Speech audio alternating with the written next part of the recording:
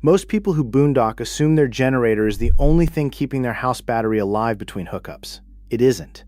Every time you drive to the next campsite, your engine is already producing more electricity than your starting battery needs, and on a stock RV or tow vehicle, all of that surplus goes completely to waste. A $14 wiring addition is the only thing standing between you and capturing it.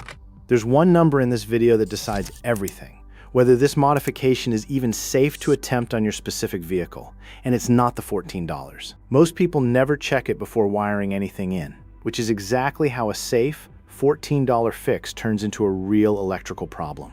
We'll get to that number later. If this is the kind of fix you're after, cheap, physics-based, no upsell, subscribe to the Independence Files. We cover one of these for a different part of the house, your camper, your boat, or your emergency setup every few days. Let's talk about what running a generator actually costs, because most people only think about the fuel. A typical portable generator burns somewhere between 1/3 and 3/4 of a gallon of gasoline per hour under load. Run it 3 or 4 hours a day to keep a battery topped off, and at current prices, that's $4 to $8 a day in fuel alone, on top of a generator that likely cost you $400 to over $1,000 to begin with. The part that doesn't show up on a receipt is engine hours. Every hour a generator runs pushes it closer to its next carburetor cleaning, its next oil change, its eventual replacement. That cost arrives quietly, 2 or 3 seasons later, as a repair bill or a generator that suddenly won't start. And on top of all of that, there's the noise. Plenty of public land and dispersed camping areas restrict generator hours outright, and even where they don't, running one for hours a day undercuts a big part of why people go off-grid in the first place. There's a second, quieter cost most people never add up: fuel storage itself. Carrying enough gasoline to run a generator for a week off-grid means hauling extra fuel cans, which adds weight, takes up storage space that could hold water or food instead, and introduces its own small risk every time you're pouring gasoline near a running engine. None of that shows up in a generator's price tag either. It's just part of the ongoing overhead of choosing combustion as your backup charging method. Here's what almost nobody tells you when you buy an RV. The alternator under your hood doesn't know or care whether your house battery exists. It's built to keep your starting battery charged and your engine's electronics running, full stop. Anything beyond that capacity just goes unused, cycle after cycle, drive after drive. Your engine has been quietly generating free electricity this entire time. You just haven't had a way to catch it. So here's the bigger question worth sitting with. If a few hours of ordinary driving each week can meaningfully offset your house battery's daily draw, how much of your current boondocking limit is really a battery capacity problem, and how much of it is just a wiring problem you never knew you had? Picture your vehicle's electrical system as 2 rooms fed by the same water main. The starting battery is the room with the tap that's always open, and it draws what it needs the moment the engine turns over. The house battery, in a stock setup, is a second room with no pipe running to it at all. It has to fill up entirely from other sources: solar, shore power, a generator, because nothing connects it to that same main line. A battery isolator, or a more advanced DC to DC charger, is essentially the missing pipe. It opens a second connection from the alternator to the house battery, but with one critical valve built in. Current only flows toward the house battery once the starting battery's needs are already met, and only while the engine is actually running. Remove that valve, and you'd have the opposite problem: a house battery quietly draining your starting battery flat overnight, every time you park. That valve isn't a modern invention. Ambulances, utility trucks, and service vehicles have wired auxiliary batteries into their alternator circuits since at least the 1960s, long before anyone used the word boondocking. A radio, a set of work lights, a piece of equipment, all of it needed power without risking the one battery the vehicle absolutely couldn't afford to lose, the one that starts the engine. A simple voltage sensing relay solved it then, and the same relay, refined, solves it now. The reason a relay rather than a direct wire is worth understanding, too. A direct connection between the 2 batteries would work fine while the engine runs, but it would also quietly work in reverse the moment you parked, letting the house batteries draw pull straight from the starting battery overnight with nothing standing in the way. Whoever solves this problem has to build in a one-way condition, not just a connection. That one design detail is the entire difference between a genuinely useful modification and one that leaves you stranded with a dead vehicle the next morning. What's interesting is that the need never went away. It just stopped being universal. As RVs, tow vehicles, and trailers diversified across dozens of manufacturers, alternator output, wiring gauge, and battery bank sizes stopped being anything close to standardized. A fix that made sense on every fleet vehicle in a single company's lineup doesn't translate cleanly to an industry with that much variation, which is a big part of why it never became one-size-fits-all factory equipment. Keep that in mind. It matters again later in this video. Manufacturers who build DC to DC chargers today, companies like Victron and Renogy among them, publish documentation confirming the same core mechanism. A voltage-sensing relay or converter watches the alternator circuit and only permits current toward the house battery once charging is confirmed active, cutting the connection the instant the engine stops. That's not a sales pitch. It's the operating principle the hardware is physically built around.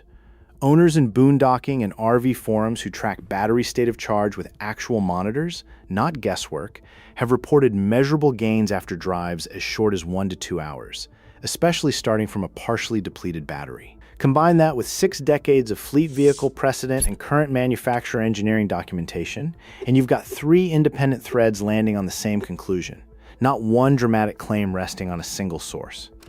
Some of those same owners have also compared results across different vehicles, and a pattern shows up consistently. Newer vehicles with higher output alternators, common on trucks built for towing, tend to show faster house battery gains than older or smaller vehicles with alternators sized closer to their minimum requirements.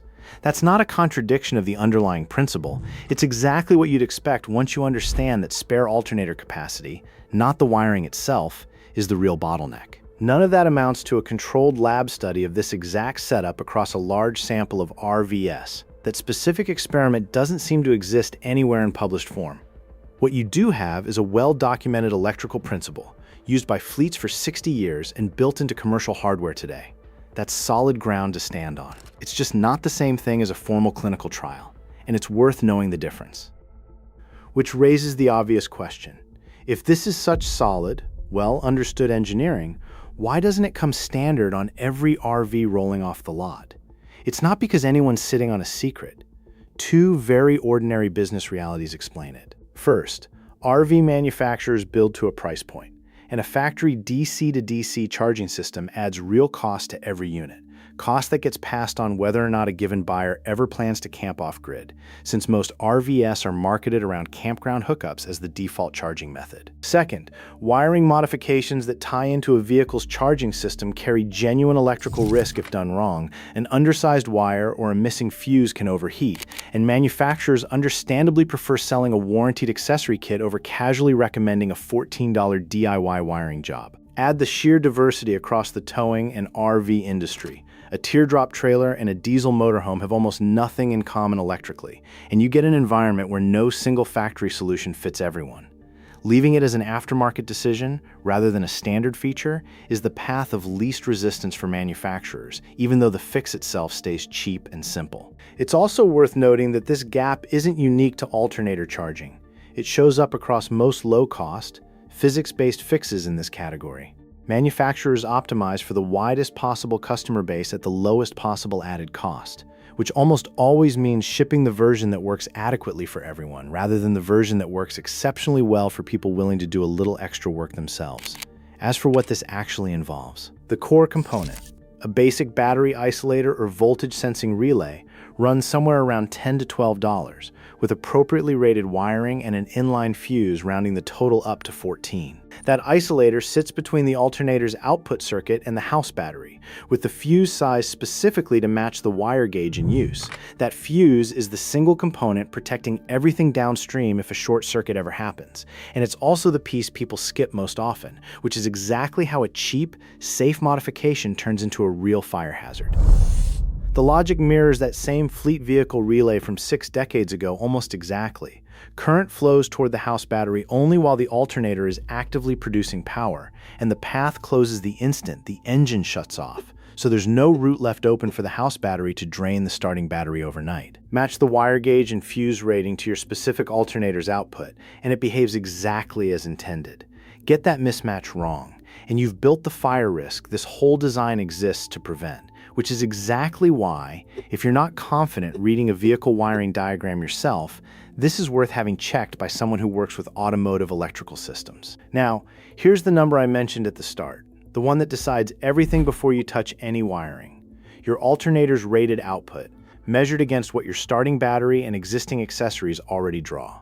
An alternator running close to its ceiling under normal conditions has little to no spare capacity left to share, and that spare capacity varies wildly between a base trim tow vehicle and a heavy-duty diesel truck. This entire modification lives or dies on that one number, and it's specific to your exact vehicle, not a number you can borrow from someone else's setup online. That number typically shows up on a sticker under the hood or in the vehicle's owner's manual, listed as the alternator's amperage rating. Comparing it against your accessory load, such as interior lighting, a fridge running off the starting circuit, or any aftermarket electronics, gives a rough sense of how much headroom is actually left over. When that comparison isn't straightforward, it's a reasonable enough question to bring to a shop that works on vehicle electrical systems rather than guess. There are other limits worth being upfront about, too. A short 15-minute hop to a campground store won't meaningfully charge a deeply depleted battery. This needs sustained driving time to matter. It won't help at all if your house battery is already full when you start driving. And it's not a substitute for solar or shore power on a week spent parked in one spot. It's a supplement to driving time, not a standalone charging system. Battery chemistry adds another wrinkle. A basic isolator is fine for standard lead-acid or AGM batteries, but lithium battery banks often need a proper DC to DC charger built around a lithium charge profile.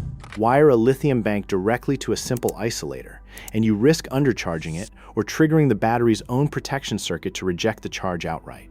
Even driving style plays a role. Long, steady highway stretches produce far more consistent alternator output than stop-and-go driving between nearby campgrounds, so two people covering the same total mileage can end up with noticeably different results depending on how that driving actually happened. Climate plays a smaller but real role too. Very cold starts put extra demand on the starting battery during the first minute or two after ignition, which briefly narrows the alternator's spare capacity right at the beginning of a drive.